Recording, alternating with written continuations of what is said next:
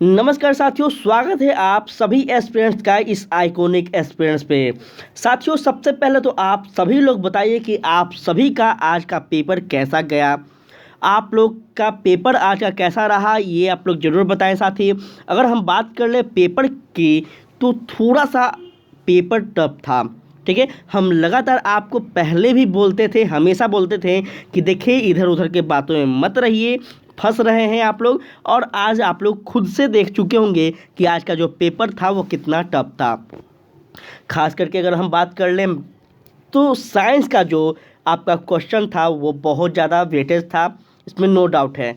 आप सभी कहीं ना कहीं एग्ज़ाम दिए हैं, एग्ज़ाम में बैठे होंगे, तो आप खुद इस चीज़ को महसूस कर पाए होंगे कि कौन सा विषय कितना ज़्यादा टफ रहा था। और आज का सीख जो बच्चे कल एग्ज़ाम देने वाले हैं, जो परसों देने वाले हैं, उनके लिए बहुत ही महत्वपूर्ण होने वाला है। ठीक है, तो हम चलिए बात करते हैं। थोड़ा सा हम ज़्यादा टाइम ना लेते हुए हम थोड़ा एनालिसिस कर लेते हैं क्वेश्चन का कि कैसा रहा क्वेश्चन, क्या रहा, कैसा रहा लेवल, और आने वाले समय में आपको यहाँ से क्या सीख लेना चाहिए। सबसे पहले हम इतिहास की बात करेंगे साथियों, क्योंकि इतिहास का सबसे बेहतर रोल रहा है और कहीं ना कहीं इतिहास मेरे द्वारा ज़्यादा आपको पढ़ाया भी गया है। तो पहले हम इतिहास पे ही फोकस करेंगे। आप लोग भी अपने तरफ से ज़रूर बताइएगा कमेंट में कि आपने कितना लगभग क्वेश्चन को अटेम्प्ट किया है, क्या आपको लगता है। देखिए, टेंशन बिल्कुल भी नहीं लेना है, जो होगा सो होगा। अब आप तो एग्ज़ाम दे ही दिए हैं, अब जो होना होगा जो होगा, लेकिन बिल्कुल भी टेंशन नहीं लेना है और आगे की आप अच्छे से तैयारी कीजिए, सोच समझ के आप एग्ज़ाम दीजिए। हम हमेशा बोलते थे, खास करके सभी बच्चों को, जो यूट्यूबर लोग स्केट्स रट रहे थे, कहाँ किसी भी क्वेश्चन में आपने देखा कि स्केट बोर्ड का क्वेश्चन आपसे पूछा है। 1 to 5 का आप जब बुक पढ़ रहे थे, हम क्या बोले थे, थोड़ा सा टाइम लगेगा, समझिएगा यहाँ बातों को, फिर से हम चीज़ आपको दोहरा रहे हैं। हम क्या बोले थे कि बच्चे आप लोग 1 to 5 के चक्कर में मत पड़िए। बीपीएससी एग्ज़ाम लेने वाली है, तो बीपीएससी के ही लेवल का एग्ज़ाम लेगी। लेकिन आप लोग क्या कर रहे थे कि 1 to 5 स्केट बोर्ड के पीछे पड़े हुए थे और वही पूरा आप लोग पढ़ रहे थे कहानी को। लेकिन आप देख चुके हैं कि अब जो है आपका क्वेश्चन जो है यह कैसा रहा। खैर, कोई बात नहीं है, जब पहले आप लोग ध्यान ही नहीं दिए तो अब क्या किया जा सकता है। साथियों, पहला क्वेश्चन हम इतिहास का उठाते हैं। कहता है, निम्नलिखित कथन में से कौन सा सही कथन है, इसमें से चयन करना है। तो देखिए, आपसे क्या पूछ रहा है यहाँ पे, ध्यान समझिएगा। सुभाष चंद्र बोस ने द इंडियन स्ट्रगल का लेखन किया था। The bunch of old letters का लेखन डॉक्टर राजेंद्र प्रसाद किए थे, या फिर व्यक्तिगत सत्याग्रह में ब्रह्मादत्त द्वारा सत्याग्रही थे। उपयुक्त में से कोई नहीं या फिर एक से अधिक। तो आप यहाँ पे अपना आंसर आप लोग दीजिएगा कि आपने क्या किया है। ठीक है, एक विद्यार्थी हैं जिन्होंने यह आप क्या है, तो ऑप्शन नंबर सी को चयन किया है। आप लोग अपना आंसर जरूर बताइएगा कि आप कौन सा आंसर को चयन किए हैं। आगे बढ़ते हैं। क्वेश्चन आपका 100वां है कि बिहार की किस जनजाति ने कांग्रेस के गया अधिवेशन में भाग लिया। बहुत बार बताया गया प्रश्न है, गया अधिवेशन का बहुत बार बताया गया यह आपका प्रश्न है, बहुत ज़्यादा बार। यकीन ना हो तो आप हमारे जीएस का एक बार वीडियो को ज़रूर फिर से जाकर देख लें। और यह आपका संथाल होगा जी, को बिल्कुल राइट है। आगे बढ़ते हैं। नेक्स्ट क्वेश्चन की अगर हम बात कर लें, निम्नलिखित युग में से कौन सा सही सुमेलित नहीं है। यहाँ पे आप सभी लोग बताएं। यह जो विद्यार्थी हैं यह आपका ऑप्शन नंबर ए चयन किए हैं, इंडियन इंस्पेक्टर, जो कि सुरेंद्र नाथ बनर्जी जी का चयन किए हैं। बी है एडवोकेट ऑफ इंडिया, जो कि दादा भाई नेहरू हैं। Young India, Mahatma Gandhi. उपयुक्त में से एक से अधिक या फिर कोई नहीं। आपने क्या इसमें चयन किया है यह आपको बताना है प्रिय विद्यार्थियों, तो ज़रूर आप लोग बताइएगा। ठीक है, आगे बढ़ते हैं। क्वेश्चन का सच में लेवल बहुत ज़्यादा था, इसमें कोई डाउट नहीं है। और यह जो क्वेश्चन रहा एक प्रकार से कहा जाए तो अधिकारी के लेवल का क्वेश्चन था, जो कि किसी भी शिक्षक के यह डिजर्व नहीं किया जा सकता है। शिक्षक जो हैं वह अपने सब्जेक्ट में महारत होते हैं, वह बीएड किए हैं, सीटेट किए हैं, एस्टेट किए हैं, और उसके बाद जो उनका सब्जेक्ट है उसमें वो महारत है। लेकिन इस प्रकार से बीपीएससी द्वारा प्रश्न देने का कोई मतलब नहीं बनता था। लेकिन अब किया क्या जाए, आप सभी जान रहे हैं कि बिहार में जो शिक्षक भर्ती है ये एक फॉर्मेलिटी का है, जो कि चुनाव को देखते हुए एक फॉर्मेलिटी निभाया गया है। सच में अगर बात की जाए तो बिहार के बच्चों को उसमें चयन करने का कोई उद्देश्य ही नहीं है। फिर भी अपना तो तैयारी करना है, हार नहीं मानना है। जल्द ही आपका अनाउंस किया गया है कि दूसरे फेज भी आने वाले हैं। 1938 में किसकी अध्यक्षता में राष्ट्रीय योजना समिति की स्थापना की गई थी? महत्वपूर्ण है। और यह आपका जवाहरलाल नेहरू जो है यह विद्यार्थी चयन किए हैं, जो कि इनका राइट है। आपने क्या इसमें किया है चयन, आपको बताना है। महात्मा गांधी एजेंट बिहार, ध्यान समझना है, महात्मा गांधी एजेंट बिहार सम रेमिनेंस पुस्तक के लेखक कौन थे?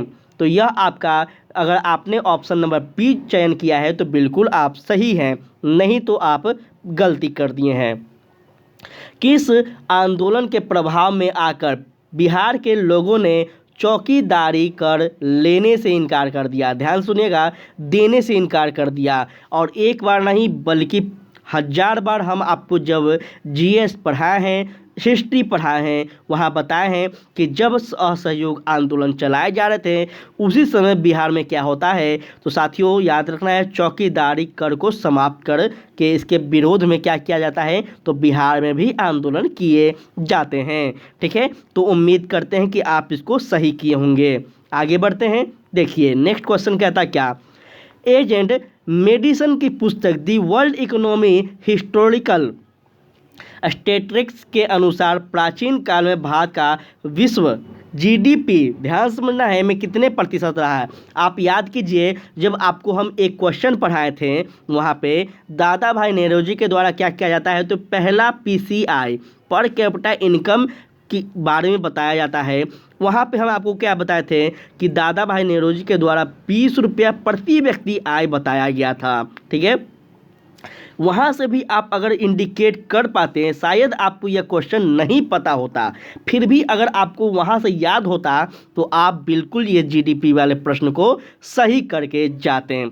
अगर आपने किया है तो बहुत खुशी की बात है, और नहीं कहें तो थोड़ा सा दिक्कत तो हो सकते हैं। देखिए आप सभी यहाँ पे देख रहे होंगे कि मेरे चैनल पे जो चीज़ पढ़ाया गया था बिल्कुल ऑथेंटिक चीज़ पढ़ाए गए थे। यहाँ से अब आप अंदाज़ा लगा सकते हैं। और इसी प्रकार से नेक्स्ट क्वेश्चन की बात कर ले तो सूची वाला स्टेटमेंट वाला क्वेश्चन है, और स्टेटमेंट वाला क्वेश्चन आपको बहुत बार प्रैक्टिस करवाया गया है। देखते हैं क्या है स्टेटमेंट वाले प्रश्न। एक तरफ है भारत में नारी कल्याण हेतु अधिनियमों के नाम, और दूसरा है अधिनियमों के संबंधित वर्ष। तो पहला है विशेष विवाह अधिनियम, दहेज निषेध अधिनियम, समाज परिश्रमी अधिनियम और नारी अपशिष्ट अधिनियम। तो इसके आंसर क्या क्या हो जाएंगे, कब कब इसका स्थापना वर्ष रहा है, आप क्या चयन किए हैं इसमें बताइएगा। यह जो विद्यार्थी हैं इन्होंने आपका ऑप्शन नंबर सी चयन किया है, अर्थात यहाँ पे आप यहाँ देख सकते हैं कि कौन कौन सा हो जाएगा। आप क्या किए हैं ज़रूर बताइएगा, आपके आंसर का हमें ज़रूर से इंतज़ार रहेगा। ठीक है, आप लोग ज़रूर बताइएगा कि आप क्वेश्चन नंबर 105, 106, 107 में कौन कौन से ऑप्शन का चयन किए हैं। उसके बाद ही आप पता कर पाएंगे, हम पता कर पाएंगे कि आप सेफ जोन में हैं या फिर नहीं।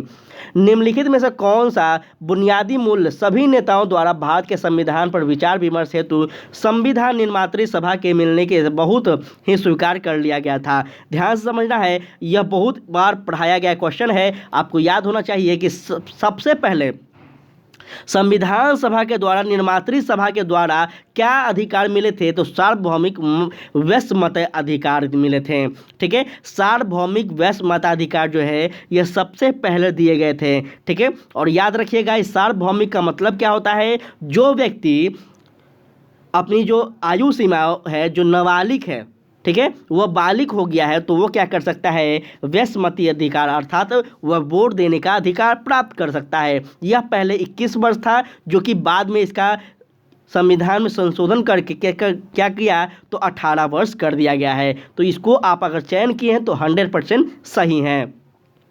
पुस्तक का नाम है, देखिए हम एक बार नहीं 1000 बार बोले हैं कि प्यारे विद्यार्थियों आप लोग दो चीज़ को ज़रूर से याद रखिएगा, एक पुस्तक, उसके लेखक, और दूसरा आप दिवस को याद रखिएगा। याद कीजिए, अगर याद नहीं है तो हम झूठ नहीं बोल रहे, आप मेरा लेक्चर पढ़ा हुआ है, जाकर वहाँ पे देखिए। एक दिन का मेरा अनुभव नहीं है, हम बार बार बोलते थे, लेकिन आप लोग ऑथेंटिक लेक्चर को ध्यान नहीं देते थे, उसको लाइटली लेते थे और वो लेक्चर देखते थे जो काम का नहीं था। हम बार बार बोलते थे आप लोग 1 to 5 का जो स्केट्स बोर्ड का है वो मत देखिए। वो क्या है, अगर आपको याद होगा तो क्या बोले थे चेयरमैन सर, क्या बोले थे कि वे सभी टीचर जो अपने क्लास में पढ़ाने जाने वाले हैं, जैसे मानकर चलिए आप 6 का टीचर हैं, 7 क्लास में हैं, हिस्ट्री का है, पॉलिटी का है, तो वैसे विद्यार्थियों को वो अच्छे से समझ दे सके जिनमें उनका सब्जेक्ट है, जो कि उनका रुचि है। वह यह नहीं कहा गया था कि आप सिर्फ 1 to 5 के बुक को पढ़िए और बीपीएससी शिक्षक भर्ती पास हो जाइए। तो पहले तो आप उस चैनल को जाके कोसिए जो आपको 1 to 5 स्केट बोर्ड के चक्कर में फंसा कर रखा। अभी भी आप उसको बताइए ताकि नेक्स्ट बार वो व्यक्ति वैसा गलती ना करे, क्योंकि विद्यार्थियों का जीवन बहुत ही महत्वपूर्ण होता है, बहुत ही इम्पोर्टेंट होता है। ठीक है, चलिए नेक्स्ट क्वेश्चन कहता है पुस्तक दी ब्यूटीफुल ट्री, ध्यान से सुनना, the beautiful tree Indian education in the 18th century किसने लिखी है। बहुत इंपॉर्टेंट है। 18th सेंचुरी की अगर यहाँ बात की जाए तो यहाँ पे सीधा सीधी आप क्या कर देंगे, गांधी जी पर 100% क्वेश्चन पे आप आंसर पे कमेंट कर दीजिएगा। ठीक है, बढ़ते हैं आगे। भारतवर्ष के संविधान की प्रस्तावना में बंधुत्व निम्नलिखित में से मुख्यतः किससे आश्वासित करती है। बच्चे यहाँ पे आप गलती मत कीजिएगा, अगर आप गलती किए तो फंस जाइएगा। ठीक है, क्या करना है गलती, देखिए हमारे भारतीय संविधान में सबसे पहला बात ही कहा गया क्या कि हम भारत के लोग, ठीक है, हम भारत के लोग कहा गया है, अर्थात यहाँ पे नागरिकों की बात की गई है, न्याय की भी बात की गई है, स्वतंत्रता की भी बात की गई है, समानता की भी बात की गई है और व्यक्ति की गरिमा की भी बात की गई है, साथ ही साथ देश की एकता एवं अखंडता की भी बात की गई है। आपको याद रखिएगा कि 44वें संविधान संशोधन में अखंडता का शब्द जोड़ा गया था। तो अब तो आप बिल्कुल सही कीजिएगा, क्योंकि यह आपका क्या हो गया, 1 से अधिक। ठीक है, यहाँ पे आपका राइट आंसर, अगर आप ऑप्शन नंबर डी चयन किए हैं तो 100% आप सेफ जोन में हैं। आगे बढ़ते हैं। देखिए इनमें से किसने कहा भारतीय न्यायपालिका विलासी मुकदमेबाजी से ग्रसित है। किसने कहा, जल्दी बताइए। देखिए स्टेटमेंट क्वेश्चन है, तो यह आपका क्या होगा, एन बी रमना जो है, इन्होंने क्या कहा था, तो भारतीय न्यायपालिका जो है यह क्या है, तो विलासी मुक्केबाजी में ग्रसित है। ठीक है, यह उनके द्वारा ही कहा गया कथन था और यह हमें बताया गया कथन है मेरे द्वारा। तो इस प्रकार से आप याद रखिएगा।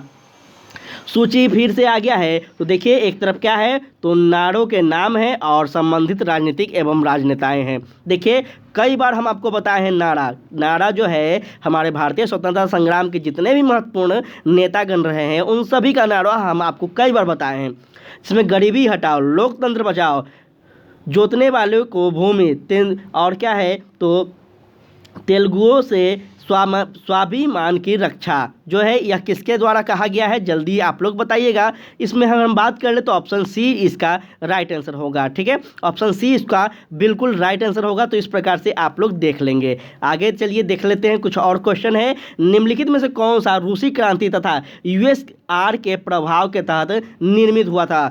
बहुत इंपॉर्टेंट है, आपको हम बताए थे रूसी क्रांति और यूएसआर के जो प्रभाव से निर्मित होने वाला जो संगठन था वह कौन था, तो कम्युनिस्ट पार्टी था। ग्रेट ब्रिटेन का साम्यवादी दल जो कहते हैं यह था और इसका प्रभाव भारत में भी देखे गए थे और भारत में भी इसी के प्रभाव में आकर कम्युनिस्ट पार्टी की स्थापना होती है, जो कि 100% सही है।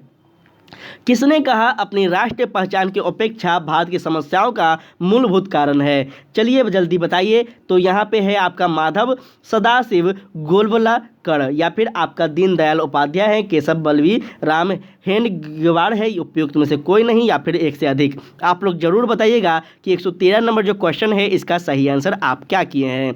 निम्नलिखित में से असहयोग आंदोलन में भाग लेने वाले खेतिहारों की प्रमुख मांग कौन सी थी? देखिए, असहयोग आंदोलन में हम अगर बात कर लें तो बहुत बार आपको बताया गया प्रश्न है और बहुत इजी है।